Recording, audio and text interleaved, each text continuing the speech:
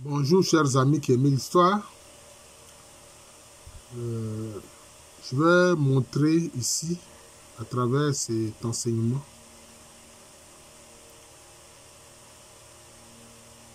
dire la vérité à propos du nom Nzima Kotoko. Bon, le mot Nzima, le nom Nzima vient de Esma. Donc Nzima, c'est ceux qui sont de Esma. En fait, Esma, c'est Chama. C'est une zone où la plupart des ancêtres de Nzima ont transité par là. Ils ne sont pas originaires de Nzima, de Chama, mais ils ont passé par là, venant notamment des confluents du Pra et de l'Orphin, pour nombreux d'entre eux, qui ont d'abord déferlé à partir du Bono et qui sont passés par Esma, qui ont longé donc le fleuve Pra, traversé le pays à Hanta, avant d'arriver à Nzima. Mais en fait, les Nzima ont des ancêtres qui ont différentes origines. Ça, il faut savoir cela. Ils ont différentes origines. Les ancêtres ont différentes origines. Alors, le nom et le qualificatif des Nzima, au départ, d'ailleurs, ça a toujours été ainsi, c'est Ezwa Nzima. Ce n'est pas Nzima Kotoko, non. C'est Ezwa Nzima. Ezwa, c'est un roi, on appelle Ezwachi. Il est de la première dynastie Nzima, en fait, qui a été évincé du pouvoir en 1848, quand le dernier roi de la dynastie Nzima, Kakwaka, a été arrêté par une coalition des Anglais, des Hollandais, etc., aidé de quelques locaux bien traîtres qui l'ont envoyé à Cape Coast Castle, c'est-à-dire le fort de Cape Coast, au Goa, et il est mort là-bas. C'est ainsi que prend fin la dynastie Mvavili. Mais le roi Ezwachi, il a régné au tout début du 19e siècle. Son règne commence autour de 1801. C'est lui qui était un très bon roi, Ezwachi. Il était d'une très grande intelligence.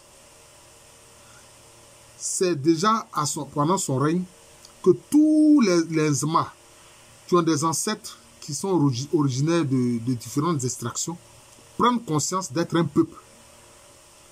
Prennent conscience d'être un peuple. C'est ainsi que les Nzima donc vont appeler Ezwa Nzima, en souvenir du roi Ezwachi. Excusez-moi. En souvenir du roi Ezwachi. C'est ça qui a été vraiment l'un des rois Nzima dont le règne a été le plus apprécié. Il était de la dynastie Mvavili. Alors quand Kakwaka, le dernier roi de la dynastie Mvavili, va être arrêté et est mort à Cape Coast Castle en 1850, il va avoir une rivalité entre deux familles, deux lignages, excusez-moi, de clan Ndwafo. Le clan Ndwafo, c'est-à-dire ceux qui ont pour symbole le chien et le feu. Mais la dynastie Mvavili, les Mvavili, eux, leur symbole, c'est le grand tambour, qui sont d'ailleurs les créateurs de la Bissa. Ils ont pour symbole aussi le maïs. Et puis, par exemple, chez les Dankira, ils ont pour symbole notamment le palmier à huile. Alors, donc, les Nzima, leur titre, leur surnom, c'est Ezwa Nzima. C'est Ezwa Nzima. Donc, je vais vous expliquer d'où vient l'expression Nzima Kotoko. Donc, ces deux lignages de clan Ndwafo vont commencer à lutter pour le pouvoir suprême, pour pouvoir diriger le royaume après que la dynastie Mvavili ait été évincée après la mort de Kakwaka.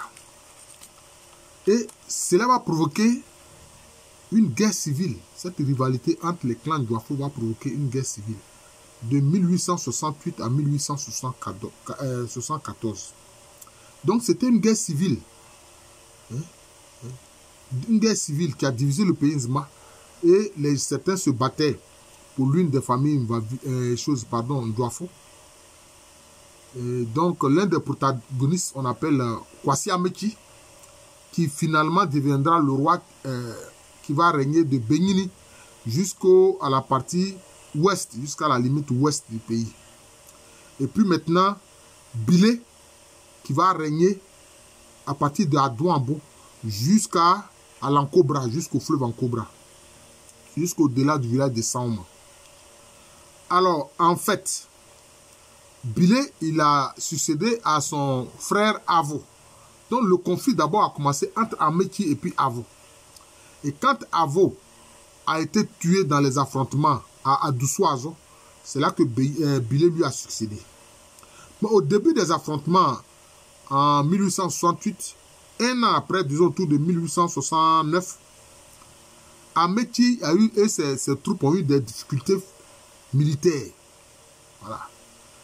Ils ont eu des difficultés militaires. Voilà. Et donc, qu'est-ce qui s'est passé? Amechi est allé se réfugier à Krendiabo. Il est allé se réfugier à Krendiabo, dans le Sanvi, dans la capitale du royaume Sanvi. Et c'est ainsi que, étant à Krendiabo, il envoie une ambassade dirigée par l'un de ses porte-parole ou porte-canne, comme disent les Zema, Pomavre. Mais le porte-parole en langue puis c'est Tchame. On l'appelait Befienza. Alors Befienza, qu'est-ce qu'il fait? Au nom de Amechi, il se rend à Koumassi, dans la capitale des Ashanti, où il fait la rencontre du roi des Ashanti, la Santehene Kofi Karikari.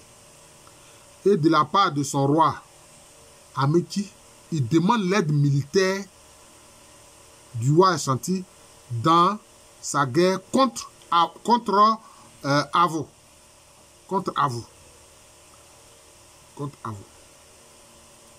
Et c'est ainsi qu'il va avoir alors une alliance entre les Nzema et puis les Ashanti. Donc il y a une alliance entre les Nzema et puis les Ashanti. Alors, quand ils se rencontrent, un Nzema rencontre un Ashanti, ils se taquinent, l'un dit tu es mon serviteur, l'autre dit non, non, non, c'est toi qui es mon serviteur, etc. Bon. Et donc il sollicite une aide militaire. Alors, le roi Kofi Karikari va accepter. D'abord, il va envoyer une délégation, aller dire au roi des Agnis Sanvi, Amon Doufou Koutoua, c'est-à-dire Amon Doufou, le deuxième du nom, de bien traiter son ami Amechi. C'était à dessein, puisque à l'époque du roi Kakuaka, les Nzema ont mené plusieurs expéditions militaires contre le Sanvi. Donc, si bien que Amechi n'était pas vraiment bienvenu à Krendiabo. Le roi d'Agnis Sanvi, comment on appelle ça, Amon Doufou Koutoua, n'était pas content de sa présence à Krendiabo. Alors donc, Kofi Karikari envoie une délégation pour dire au roi Amon Doufou Koutoua de bien traiter son ami Kwasi Amechi. D'ailleurs, ça va créer un dicton. Le roi Amon Doufou Koutoua va faire comprendre à la délégation Ashanti d'aller dire au roi des Ashanti que lui, il est un roi indépendant. Et c'est ça qui a donné l'expression dans le Sanvi. C'est-à-dire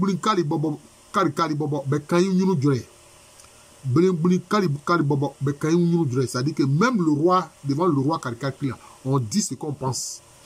C'est devenu l'expression dans Agnis Sanvi. Alors, c'est ainsi que le roi de l'Ashanti, Kofi Karikari, va envoyer une expédition militaire dans le Nzema pour combattre Avo. Mais Avo va être tué, comme je vous l'ai expliqué, à Doussouazo. Les partisans, les guerriers partisans d'Amechi avaient monté un coup en faisant croire qu'ils voulaient lui faire allégeance. Et c'est dans la cérémonie d'allégeance, en fait, qu'ils ont tiré sur lui et ils l'ont tué. Et Avo aura pour successeur son frère Bilé. Et c'est ainsi qu'avec la présence des troupes Ashanti, Amechi voit son camp renforcé. Kwasi Amechi voit son camp renforcé. Donc, il quitte Krendiabo, il revient dans le Nzema. Pour prendre la tête de ses troupes. Mais au moment où il revient, entre-temps, qu'est-ce que Bilé, le successeur d'Avo, a fait? Il a amené ses guerriers à créer une fortification avec des végétaux. Une fortification avec des végétaux qui longeait le long du fleuve Amanzoulé et son affluent et qui était adossé à l'océan. Si bien qu'il y a 3 villages qui se sont retrouvés dans cette fortification à base de végétal. L'Inzma appelle ça Ehane. La fortification, ils appellent ça Ehane. D'ailleurs, c'est le même mot qui indique le piège, qui nomme le piège. Donc, il y a 3 villages qui se sont retrouvés à l'intérieur de la fortification végétale que Ameki a fait faire par ses guerriers. Il y a le village de Azulelouanou, le village de Ambenou et puis le village de Anyouanzini. Voilà. Et les guerriers Ashanti qui étaient de l'autre côté de l'affluent du fleuve Amanzoulé voulaient donc passer le fleuve et puis attaquer le camp, attaquer la fortification. Mais chaque fois, ils ont été repoussés et il y a eu beaucoup de morts de leur côté. D'abord, c'était la première fois qu'ils voyaient une telle fortification. C'était la première fois qu'ils voyaient une telle fortification, ce mode de défense militaire qu'ils n'avaient jamais vu. Et ils ont été impressionnés par la combativité des guerriers Nzema. Malgré tout ce qu'ils ont tenté, ils n'ont pas pu franchir le fleuve Amanzoulé ni son affluent pour pouvoir attaquer la fortification et avoir accès à l'intérieur de la fortification où était le roi Bilé et ses guerriers et ses partisans. Voilà.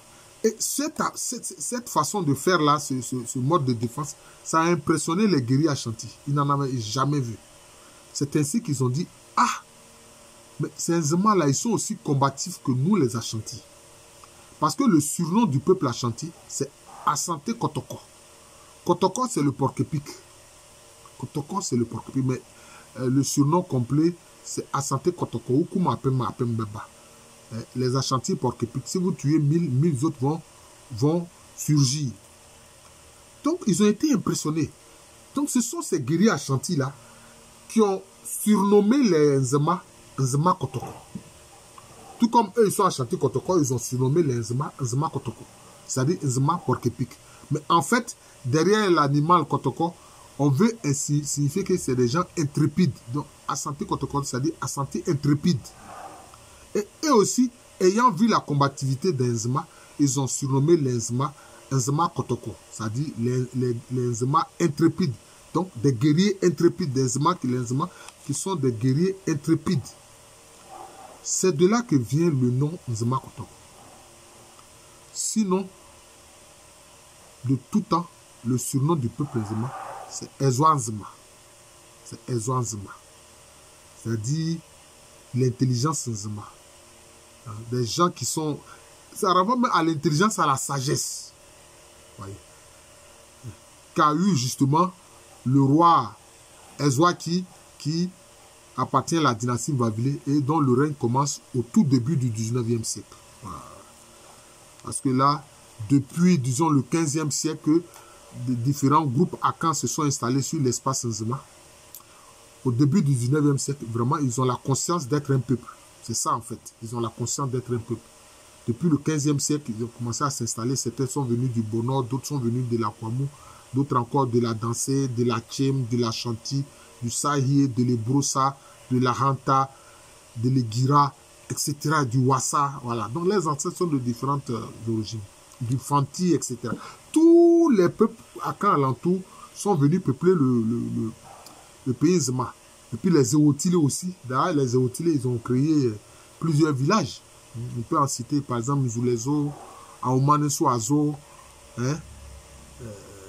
Anyouanzini, Ambenou, Azulelouanou, etc. Ça a été créé par des Zéotilés. Et donc, ce sont les Ashanti, les guerriers Ashanti qui ont surnommé les Nzema Kotoko. Tout comme les Ashanti sont Ashanti Kotoko, c'est-à-dire Ashanti intrépide, donc guerrier intrépide, par rapport à l'animal, le porc-épic, qui s'appelle Kotoko et qui est un animal aussi, qui est difficile à prendre. Il est difficile de prendre le porc-épic parce qu'il a des piquants très dangereux. Il a des piquants très dangereux. Voilà.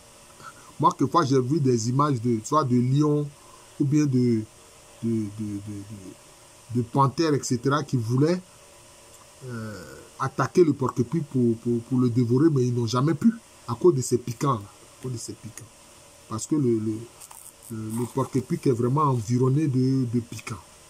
Donc, C'est ainsi que les Nzema qui sont installés à Bassam, bon, finalement, se font appeler Nzema Kotoko, du fait de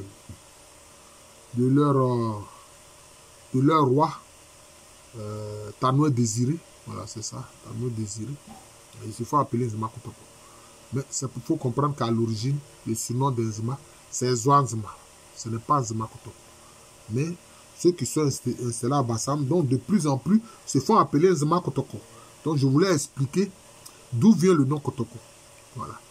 C'est lié à cet affrontement entre les guerriers du roi Nzema Bilé et les Ashanti, les guerriers Ashanti qui supportaient, qui soutenaient le roi Kwasi Ameki.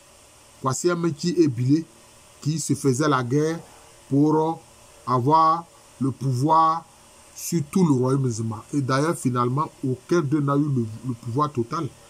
C'est ainsi que le royaume Nzema a été scindé en deux. D'ailleurs, ce sont les Anglais qui ont favorisé cela finalement.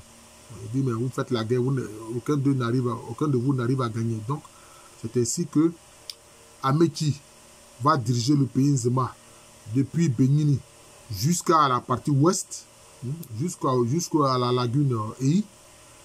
Et puis maintenant, Bilé va diriger le pays de Adouambo jusqu'au fleuve Ankobra. Donc jusqu'à aujourd'hui, le peuple Nzema est divisé en deux royaumes. Le royaume de l'ouest qui est appelé Adjomolo et le royaume de l'est qui est appelé Elemblene Azane. Mane. Voilà, le pays Elemblene et Azane. La partie ouest est appelée Adjomolo Mane. Voilà, le pays Adjomolo. Voilà, donc c'est cela. Je vous salue à nouveau, je suis le professeur Alou Kwame René. Donc les Nzema qui sont à Bassam, qui sont en train de prendre le nom de Nzema Kotoko, il faut qu'ils sachent d'où cela est venu. Voilà. Je suis en train de donner l'origine d'où cela est venu. Et c'est ce qu'il vient de faire. Voilà. En tant qu'historien. En tant qu'historien. C'est ce que j'ai fait. J'ai enseigné à l'université Félix Houphouët-Boigny, une université qui est à Abidjan. C'est à Cocody, c'est en Côte d'Ivoire, un pays situé en Afrique de l'Ouest.